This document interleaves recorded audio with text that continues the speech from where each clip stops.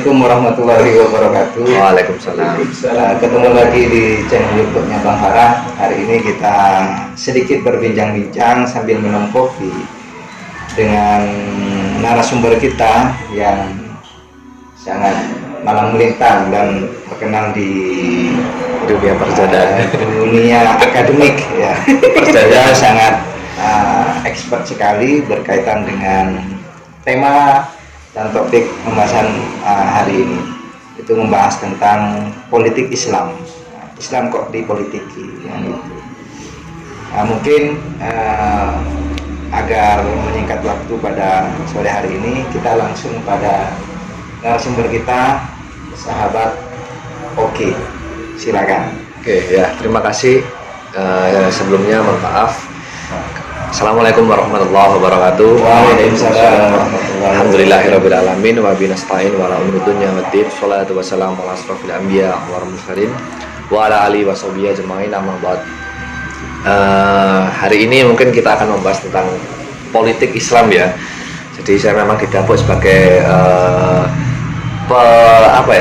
pemateri tiban ya. Tiba-tiba disuruh menjadi pemateri di hadapan pemateri yang sesungguhnya. Kalau iya, kamera kan. Kalau kita berbicara tentang politik, saya ini ibarat Muyai Segoro bahasanya. Kalau di hadapan Bang Farah ini, Muyai Segoro gitu? Muyai Segoro ini apa bahasa Indonesianya ya? Menggarami air laut, ya. Melakukan perbuatan yang sia-sia. Soalnya udah asin ya.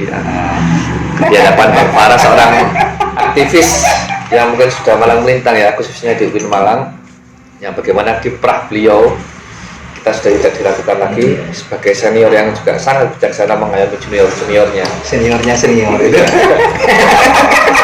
Dan terakhir beliau juga menduduki sebagai dipercaya jangan sebut itu ya, dipercaya sebagai salah satu pejabat terkemuka. Bukan pejabat, kita ini sebagai makhluk biasa ya. Makhluk Tuhan yang paling seksi. Iya, makhluk Tuhan yang paling seksi. Jadi banyak diperebutkan gitu.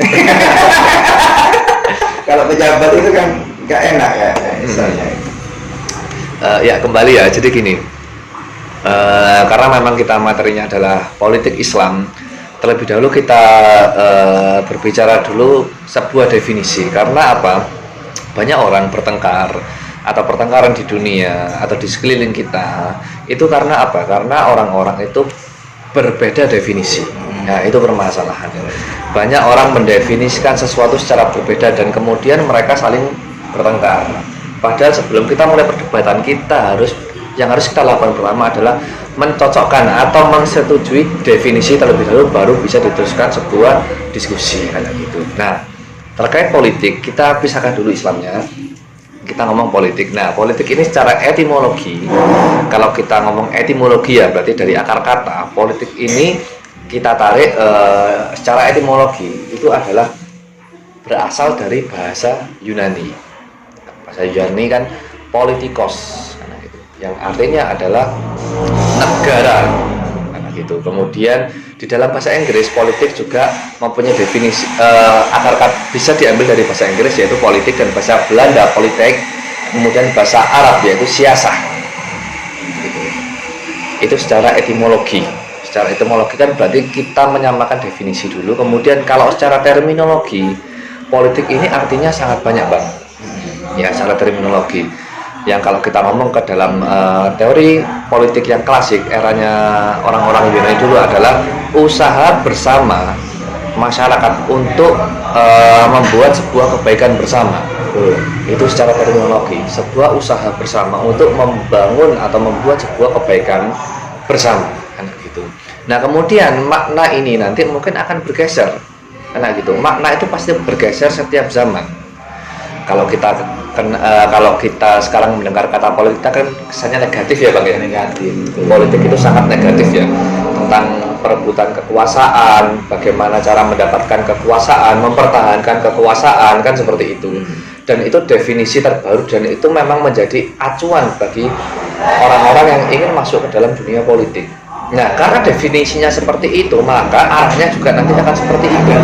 Iya, arahnya akan berbeda. Yang awalnya kalau kita lihat dari definisi bahwa politik ini adalah tujuannya untuk kebaikan bersama, kemudian apa namanya, kelanjutannya adalah untuk memperebutkan kekuasaan atau mempertahankan kekuasaan. Nah, itu yang patut kita bedah ya nanti ya, dan kemudian kita pilah lagi.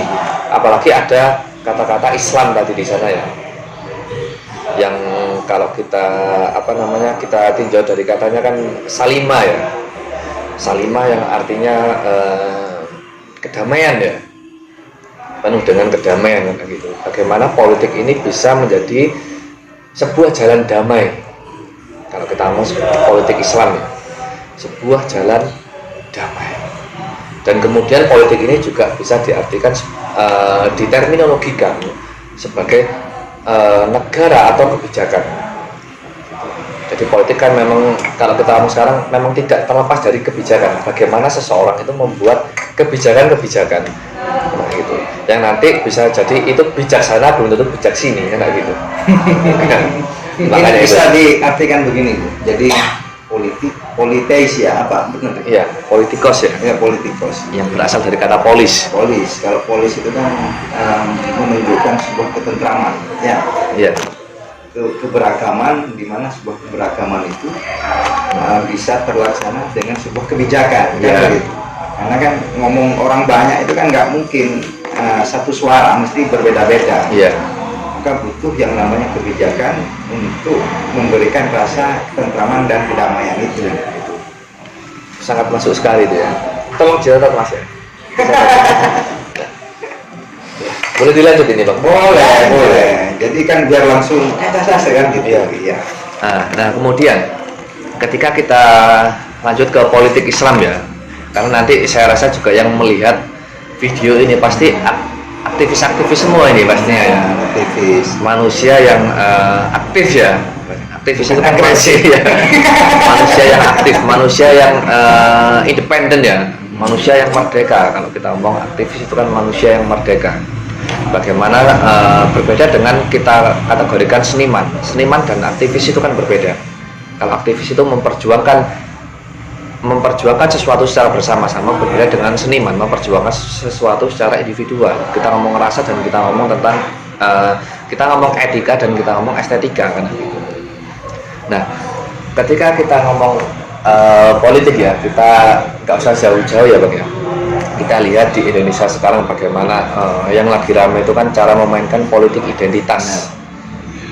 Nah, bagaimana aktivis ini sebenarnya tidak hanya harus bergulat di dalam hanya di dalam teori Bang. Jadi kalau kita ngomong para aktivis Islam itu tadi, ketika mereka terjun ke dalam dunia politik itu harusnya mereka mempunyai sebuah NDP bahasanya ya. NDP apa itu? Nilai dasar kan berbeda-beda ya. di kubu yang satu yang A perjuangan, yang satu pergerakan, anak gitu. Nah, yang pasti bahwasanya aktivis-aktivis ini kalau kita mau politik harusnya tidak hanya bergulat di sekitar diskusi warung-warung kopi saja ataupun di tingkat base camp. Nah, itu tidak hanya membahas tentang teori-teori bagaimana negara yang sekarang itu sedang mengalami krisis dan dibenturkan dengan agama. Nah, gitu. Jadi bagaimana kalau misalkan negara dibenturkan dengan agama, yang pasti kalah adalah negara. Nah, kita lihat di media sosial gambarannya itu kan sekarang sedang terjadi benturan-benturan antara negara, orang-orang yang mencoba membenturkan antara negara dengan agama. Salah satu contohnya adalah kalau kita lihat di Sumedang atau di mana ya, itu Pak Bupatinya dalam kurun waktu 1 tahun itu membuat kebijakan, beberapa terobosan itu membuat aturan-aturan baru, perda-perda baru itu. Perda-perda baru ini yang justru kalau saya lihat atau saya baca itu konyol sekali ya. Contohnya, salah satu contoh bagaimana perda ini mengatur tentang upacara. Jadi upacara ini sebelum dimulai harus diawali dengan membaca Fatihah.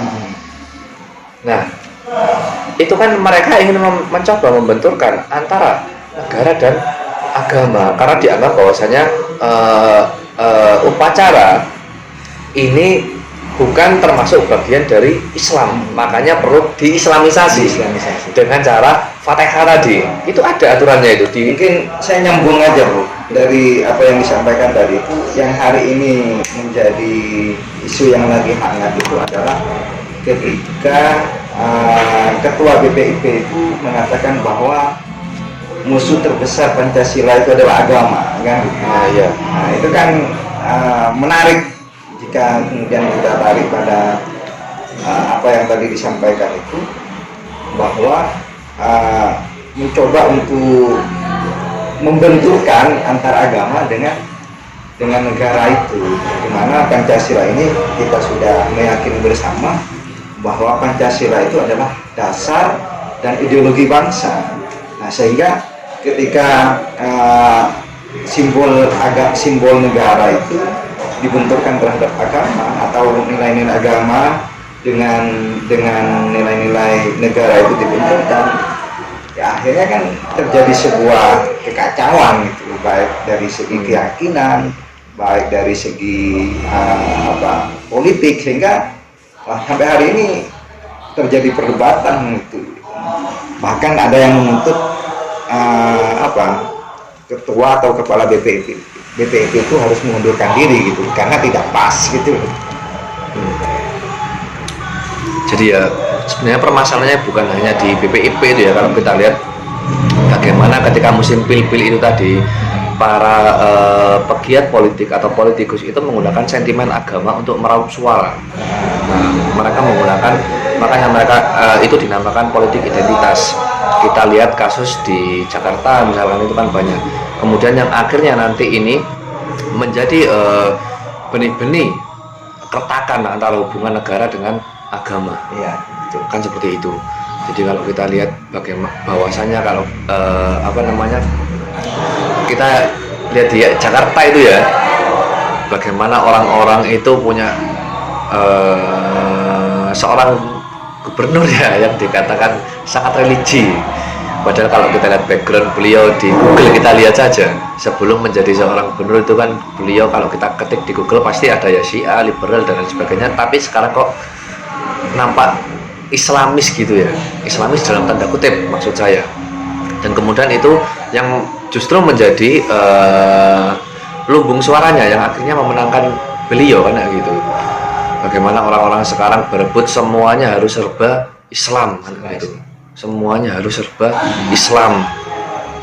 Itu kalau kita ngomong itu juga langkah-langkah politis mereka. Kalau kita ngomong langkah politik mereka menggunakan identitas Islam, tapi sebenarnya itu tidak Islami secara value atau nilai. Karena apa? Karena itu dapat membenturkan kan gitu. Seperti hanya orang yang gara-gara beda pilihan tidak mau dikuburkan. Jangan menguburkan orang-orang yang pilih calon A atau calon B. Nah, itu kan mencederai nilai-nilai keislaman itu tadi. Nah, gitu bahwasanya Islam kalau kita ngomong itu kan panduan moral. Nah, kalau kita ngomong politik Islam, harusnya orang-orang yang ngomong aktivis politik Islam, mereka menggunakan cara-cara politik itu yang bermoral atau beretika. Tapi hari ini politik itu kan sudah disorientasi dari segi istilah dan kemunculan politik itu hari ini kan sudah bergeser gitu. Kalau dulu kan menenteramkan sebuah masyarakat melalui kebijakan. Nah, sekarang politik itu mempertahankan kekuasaan lewat berbagai hal, misal saking kuat resim suatu pemimpin itu, maka dia bisa dengan kekuasaannya bisa mempertahankan jabatannya. Jadi politik sekarang itu lebih kepada upaya mempertahankan sebuah kekuasaan lewat instrumen-instrumen kebijakan-kebijakan selama dia memimpin atau selama dia berkuasa. Iya. Dan saya juga teringat ketika kita bicara tentang politik Islam itu, eksistensi dari Islam itu sendiri di Indonesia, di mana masa penjajahan katakan pada kolonial Belanda itu ada suatu istilah yang menurut saya itu menarik untuk kita eksplorasi. Misal Belanda itu tidak takut terhadap Islam sebagai agama, tapi Belanda itu takut kepada Islam sebagai doktrin politik gitu. Nah, ini menjadi hal yang menarik gitu, di mana Belanda itu tidak takut Islam sebagai agama, tapi justru takut Islam sebagai doktrin politik gitu, karena sangat mengakar gitu. Nah, yang tokoh yang kemudian mengkategorisasi sistem sosial kultur masyarakat Indonesia itu, kalau dulu Nusantara itu menjadi 3 golongan. Ada yang dikategorikan Islam sebagai agama murni, terus Islam sebagai nilai kemasyarakatan, sosial kemasyarakatan, dan Islam sebagai doktrin politik gitu, ideologi dan sebagainya. Nah, di situ Belanda itu meyakini, nama tokohnya itu Snorkhorje. Snorkhorje itu mengatakan Belanda ketika ingin bisa masuk ke ranah-ranah sosial masyarakat yang notabene Islam itu, dia harus bahkan tidak boleh melarang umat Islam itu melakukan ritualitasnya. Misal kayak ibadah, sholat, haji, zakat, itu Belanda nggak boleh mengganggu gitu. Kalau mengganggu itu akan menjadi ancaman yang serius buat Belanda, dan bisa jadi akan membangkitkan jihad-jihad ya, jihad fisabilillah itu untuk melawan Belanda, karena sudah jelas kalau misal ketika Islam diganggu dalam aspek ritualitasnya itu, maka akan menjadi gelombang jihad yang sangat luar biasa, karena garansinya sudah jelas, dia mati masuk surga, dia hidup akan mendapatkan kemuliaan, kan gitu. Nah, itu yang diantisipasi oleh Belanda. Yang kedua, Islam sebagai sosial kemasyarakatan. Sama Belanda itu ditandai sebuah garis kuning gitu, lampu kuning gitu. Artinya selama gerakan itu, gerakan dan nilai agama Islam itu tidak menghambat laju pemerintahan Belanda, maka itu diperbolehkan. Dan justru pada sosial kemasyarakatan itu Belanda melakukan istilahnya itu politik belah bambu itu, di mana kaum santri dengan kaum abangan itu coba untuk dibenturkan gitu. Di mana nilai-nilai Islam ini kan semuanya mengacu terhadap Al-Quran dan hadis, sedangkan kaum abangan itu mengacu terhadap nilai sosial masyarakat, sosial budaya gitu. Kayak kejawen. Nah, kalau santri itu kan muaranya kan sudah jelas kemana gitu. Nah, ini sama Belanda coba dibenturkan, sehingga dalam teorinya itu ada istilah teori resepsi dan teori resepsi inkomplexio gitu.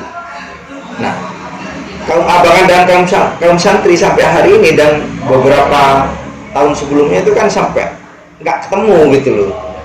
Ketika umat Islam itu mau memberlakukan hukumnya harus sesuai dengan adat istiadat masyarakat. Kalau tidak sesuai maka itu tidak bisa diterapkan. Artinya politik pecah belah itu atau belah bambu itu sengaja memang dibuat oleh Belanda. Terus yang terakhir itu adalah Islam sebagai doktrin politik gitu. Nah, ini coba untuk dibiaskan oleh Belanda.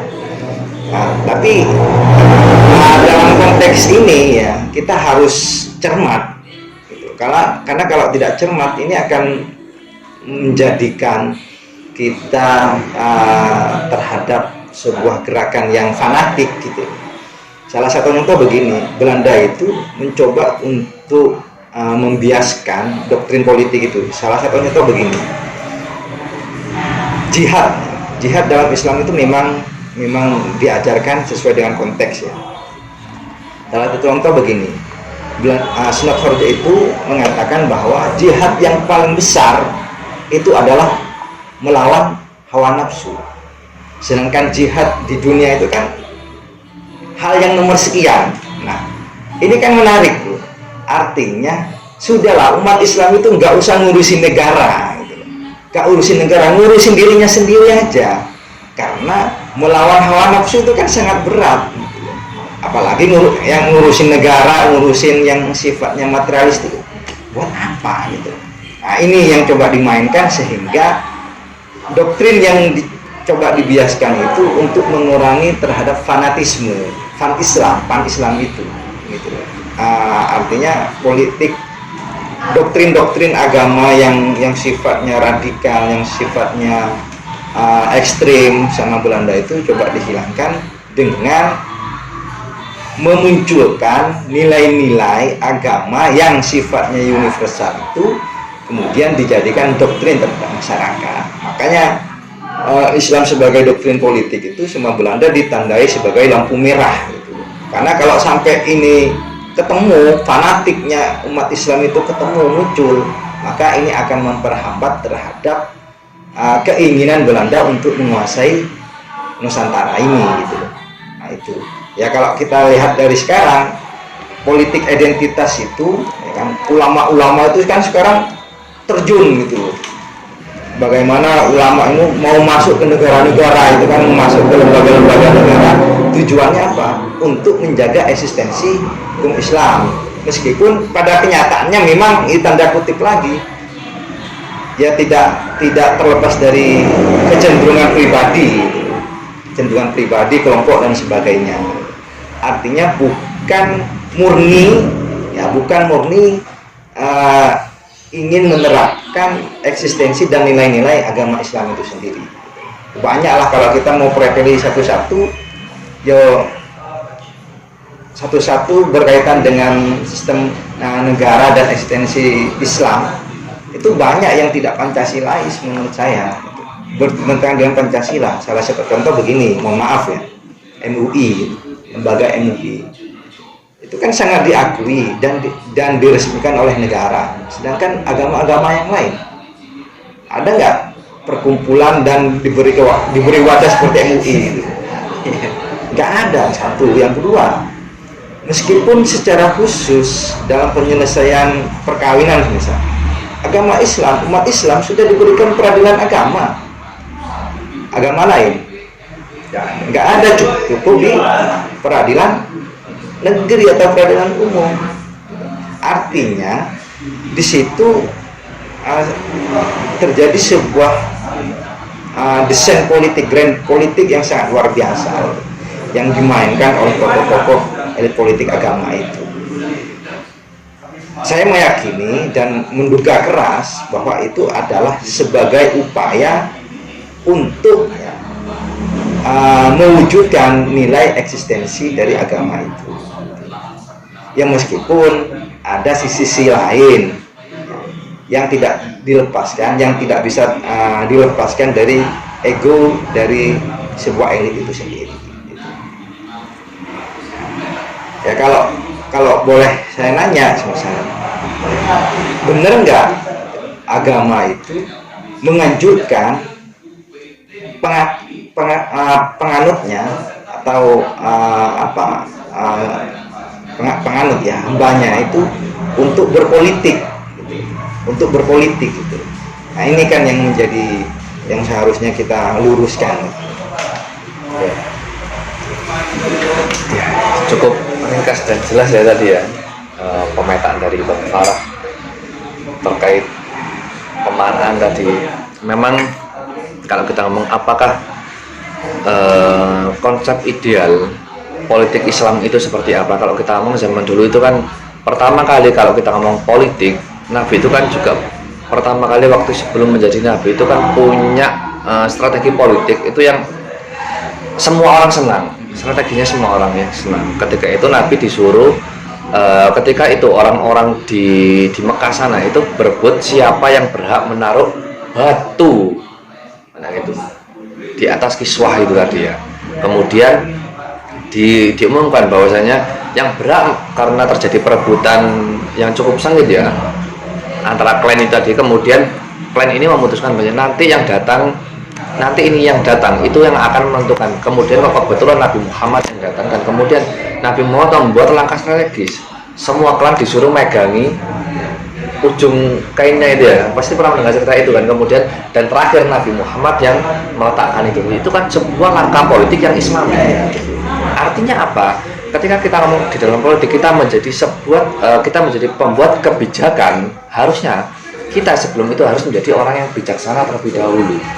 Agar apa? Agar masyarakat ini tidak terkotak-kotak. Betul. Kan Dan hari ini kan banyak kan ya yang punya kebijakan itu kan semi otoriter gitu. Seolah-olah memasrahkan terhadap masyarakat, tapi setelah diputuskan itu hasilnya sudah ada. Misal dalam pembuatan undang-undang. Ya, ini bukan rahasia umum lagi bahwa arah dan tujuan dari sebuah undang-undang itu sebenarnya sudah ditentukan, cuman dirapatkan seolah-olah itu adalah demokratis, padahal tujuan dan arahnya sudah ketemu gitu loh, mungkin di rapat-rapat golongan-golongan tertentu gitu. Maka ya jangan salah jika kemudian hasil dari produk undang-undangnya itu tidak menyentuh terhadap akar rumput, gitu, hanya pada golongan-golongan tertentu gitu. Dan yang paling berimbas terhadap kebijakan itu ya rakyat kecil yang tidak punya kemampuan apa-apa. Sangat berbanding terbalik dengan apa yang dilakukan oleh Nabi gitu ketika memainkan politik itu. Iya. Tapi juga kadang kalau kita lihat itu memprihatinkan ya. Mereka mungkin yang masa mudanya ideal, mereka mempunyai prinsip terkait politik yang ideal itu seperti apa, justru kok malah kehilangan idealismenya ketika mereka sudah menjabat dalam sebuah kekuasaan. Nah itu juga yang perlu diberi garis merah atau lampu merah ya, bahwasanya ketika seorang politikus atau orang yang bergelut dalam bidang politik itu ingin memperjuangkan nilai-nilai dasar perjuangannya atau pergerakannya tadi, itu juga harus bisa memegang sampai ketika dia menjadi orang yang mengendalikan kekuasaan tadi. Cuman apa? Mereka kadang-kadang terseret. Kalau kita ngomong tentang politik besar itu kan ibarat seperti sebuah tronton. Kita menghadangnya sendiri ataupun berkomunal kan nggak mungkin. Yang bisa kita lakukan adalah merebut kembali, merubah dan merebut arah kendali tronton itu tadi. Yang bisa dilakukan, tapi apa ya itu tadi, kadang-kadang orang ketika sudah punya apa-apa itu kan sering lupa, masanya di situ sering lupa nilai-nilai yang diajarkan. Nah itu yang menjadi lampu merah sebenarnya bagi para aktivis-aktivis itu tadi. Jadi mungkin ketika ya kita lihat nggak usah jauh-jauh, kita lihat reformasi ya tahun 98, para aktivis yang memperjuangkan reformasi ketika masuk ke dalam lingkaran kekuasaan ya sama saja.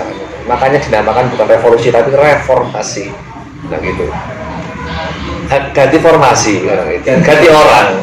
Ya, karena pada waktu itu gerakan revolusi revolusi di Indonesia itu terburu-buru, tidak matang. Makanya pasca reformasi itu kan arah dan tujuan dari sebuah negara Indonesia itu kan banyak yang mengatakan tidak jelas, bias, karena sebelum melakukan reformasi tidak terlebih dahulu melakukan kajian-kajian, bahkan dalam sistem kenegaraannya itu ya tidak dikonsep secara baik lah. Pokoknya dengan misi tidak ada rezim yang otoriter, tidak ada rezim yang menjabat sampai seumur hidup. Harusnya harus turun ke jalan tumbangkan. Padahal setelah tumbang bingung, mau kemana ini setelah runtuh, mau kemana ini kan nggak jelas. Sampai hari ini ya akhirnya ketika keran reformasi itu dibuka, ya seperti inilah negara Indonesia. Ya gimana kalau kita ngomong seperti itu, memang susah untuk merubah itu ya, apalagi agar menyuruh seseorang untuk tetap memegang teguh nilai-nilai idealisme yang telah diyakini masa muda dan gitu. Jadi memang kalau kita ngomong apalagi etika ya, khususnya etika politik, bagaimana kalau kita lihat para politikus sekarang itu kan jarang sekali yang menerapkan etikanya gitu, main tabrak kan gitu.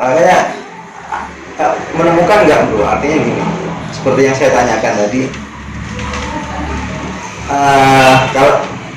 kalau kita boleh ngomong agama Islam, dalam Islam ada nggak dalil-dalil atau ajaran-ajaran yang menyerukan terhadap hambanya itu atau terhadap pengikutnya untuk berpolitik. Ya.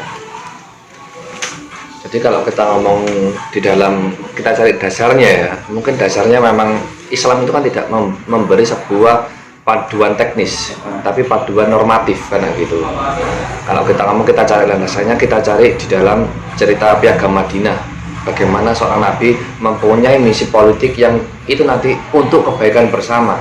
Meskipun di negara Madinah itu mayoritas Islam, tapi kan kita tidak bisa tidak melihat bagaimana kaum Yahudi, kemudian kaum non Islam itu yang sangat dimuliakan oleh Nabi dan dijaga oleh Nabi.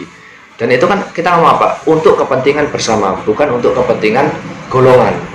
Nah, bagaimana cara kita mewujudkan politik di Indonesia, khususnya aktivis-aktivis Islam politik itu bisa saling bergandeng tangan, kemudian mempunyai misi bersama, yang nanti misinya ini, visi dan misinya ini bisa menjadi sebuah kemaslahatan secara bersama, bukan secara golongan kan gitu.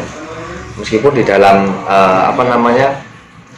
organ-organ tadi akan terpecah-pecah kan gitu. Kalau kita politik itu kan kepentingan ya, karena kepentingan setiap orang pasti berbeda-beda. Nah, yang susah itu adalah menyatukan kepentingan. Oke, mungkin langsung bisa dikerucutkan dulu karena ada sebuah kendala yang harus diskusi hari ini kita singkat terlalu dini itu. Padahal ini sangat menarik jika kita bicara tentang politik Islam, terus bagaimana ajaran-ajaran Islam itu memberikan panduan terhadap umatnya untuk berpolitik tapi tidak melupakan etika. Mungkin langsung pada kesimpulan itu. Coba sampai gimana pandangannya? Pandangan saya itu antara Islam itu kan di Indonesia itu merupakan mayoritas, jadi mayoritas penduduk Indonesia merupakan Muslim. Terus apa yang mereka anut, jadi apa yang mereka jalankan itu adalah wahyu Allah, kalamullah. Sedangkan ketika kita menjadi penduduk Indonesia atau penduduk yang baik, itu kita harus menjalankan norma-norma yang sudah diatur di pemerintahan kita. Sedangkan masyarakat Indonesia ini minim kepercayaan karena mereka statusnya sebagai Muslim, di mana harus menjalankan ajaran agama. Di satu sisi mereka harus menjalankan bukan kalamullah tapi kalam manusia, anggap perkataan manusia. Jadi kamu harus begini, tapi mereka itu apa yang mereka renungkan itu dari kalamullah. Ketika tidak sesuai, seumpama ada kebijakan tentang hukum mati untuk narkoba, di mana kan mereka di satu sisi, masa ini manusia boleh dibunuh sama manusia kan gitu. Jadi hati nurani mereka itu berkecamuk, jadi tidak beriman. Nah, kadang di situ mulai ada benturan antara manusia sebagai individu atau penduduk negara dengan manusia sebagai Muslim. Yang saya tanyakan, apakah mungkin dari berbagai golongan itu yang punya NDP satu-satu itu disatukan? Jadi kan mayoritas Muslim ini. Jadi ada pertemuan atau kongres lah antar organisasi-organisasi Islam itu menyatukan NDP. Apakah mungkin? Ketika itu sudah satu NDP, maka insya Allah negara kita akan bersatu. Ya, itu mungkin saja. Jadi sekaligus kesimpulan ya, yang harus kita pahami di dalam politik Islam, kadang-kadang kita itu tidak tahu siapa kawan dan siapa lawan. Nah, itu yang harus dipahami. Kadang kita malah menyerang kawan, kita malah membela lawan, itu yang paling sulit. Ya. Nah, yang pertama kita harus menyamakan dulu siapa lawan kita kan itu. Tapi kalau dalam politik itu kan nggak ada lawan, nggak ada kawan. Maksud saya lawan ini apa? kebijakan dari kalau kita ngomong dari misalkan komunal sebelah yang itu tidak memihak kepada kebaikan bersama, itu bisa kita definisikan sebagai lawan. Karena apa? Tidak berpihak kepada rakyat, anak gitu. Nah, menyatukannya di situ mungkin berbeda-beda, tapi kita harus bersatu dalam memperjuangkan kebaikan bersama itu tadi. Nah, makanya itu kadang ya itu tadi saya bilang kesimpulannya adalah kenalilah siapa lawan dan siapa kawan. Lawan di sini bukan dalam artian orang ya, tapi adalah pemikiran yang mungkin politik ini misalkan lawan kita terhadap orang-orang yang punya pandangan politik itu untuk kekuasaan. Nah, itu kan menjadi lawan bersama. Entah itu apa, kan seperti itu. Jadi mungkin itu saja ya nanti yang bisa menjadi kesimpulan karena ada teknis. Iya, ada. Ya, mungkin terima kasih atas waktunya karena ada beberapa hal kesalahan teknis. Ya. Jadi diskusi kita cukupkan hari ini, mungkin nanti kita akan sambung lagi edisi atau part 2-nya itu. Edisi keduanya berkaitan dengan politik Islam itu. Karena ini masih sekelumit saja berkaitan dengan definisi dan implementasi atau akar secara dari politik itu sendiri. Nanti lain kali kita akan membahas lebih detail lagi, lebih komplit lagi, lebih menarik lagi. Apalagi sekarang ini Indonesia masih dalam zona lampu kuning, bisa atau dalam ujung tanduk. Bisa jadi kalau Indonesia ini bisa melewati masa-masa sulit ini, Indonesia akan menjadi negara yang luar biasa. Ketika Indonesia tidak bisa mengalami masa sulit ini, Indonesia akan akan menjadi sebuah negara yang mungkin tanpa bekas. Saya kira itu yang bisa kami sampaikan. Ambil yang positif, yang negatif buang ke laut saja. Dan saran nanti saya juga Sekian dari saya. saya nambahin ya.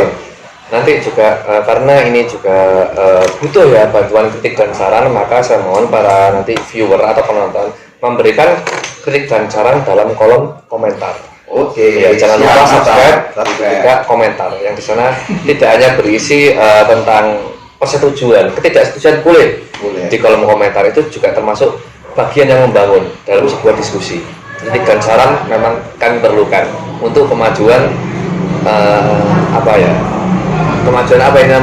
tradisi ilmiah kita.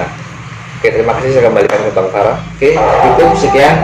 Sampai ketemu lagi di edisi berikutnya. Assalamualaikum warahmatullahi wabarakatuh.